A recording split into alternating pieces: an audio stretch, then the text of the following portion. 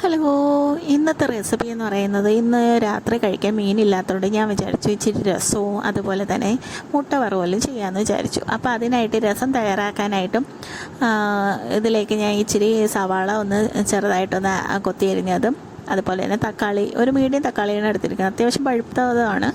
അതും കൂടെ ഒന്ന് അരിഞ്ഞ് ഒരു പച്ചമുളക് കീറിയതും കൂടെ ഇട്ട് ഒരു പാത്രത്തിലിട്ട് നന്നായിട്ടൊന്ന് അതിനൊന്ന് ഞെരടി എടുക്കുന്നുണ്ട്. തക്കാളിയൊക്കെ നന്നായിട്ടൊന്ന് ഉടഞ്ഞിട്ടാണ് കേട്ടോ. എന്നെക്കൊണ്ട് പറ്റുന്ന രീതിയിലൊക്കെ ഞാൻ അതിനൊന്ന് ഞെരടി എടുത്തിട്ടുണ്ട്. ഇതിന് മുന്നേ ഞാൻ ഒരു രസത്തിൻ്റെ വീഡിയോ ഞാൻ എൻ്റെ ചാനലിൽ ഇട്ടിട്ടുണ്ട്, അതും കൂടെ കാണാത്തവരൊന്ന് കണ്ടു നോക്കണേ. പിന്നെ ഞാൻ ഇതിൻ്റെ കൂടെ ചേർക്കാനായിട്ട് ഒരു മസാല തയ്യാറാക്കി എടുത്തിട്ടുണ്ട്.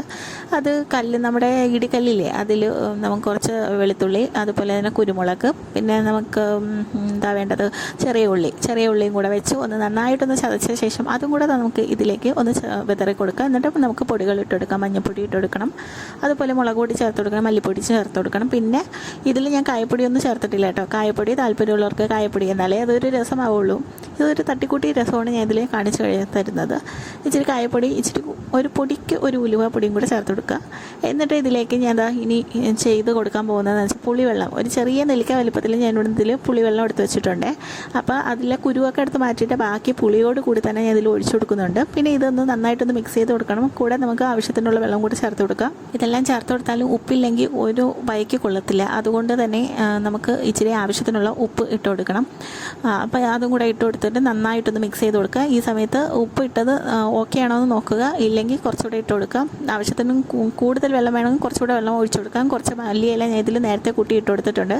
അതിൽ കറിവേപ്പില ഇടണമെങ്കിൽ കറിവേപ്പില ചേർത്ത് കൊടുക്കാം. എന്നിട്ട് അടച്ച് വെച്ച് നന്നായിട്ടൊന്ന് തിള വരുന്നത് വരെ വെച്ചേക്കാം. അപ്പം നല്ലൊരു മണവും നല്ല ഇത് ഒന്ന് ആ സമയത്തൊന്ന് ടേസ്റ്റ് ചെയ്ത് നോക്കാം. നല്ലൊരു ടേസ്റ്റുമാണ് കേട്ടോ.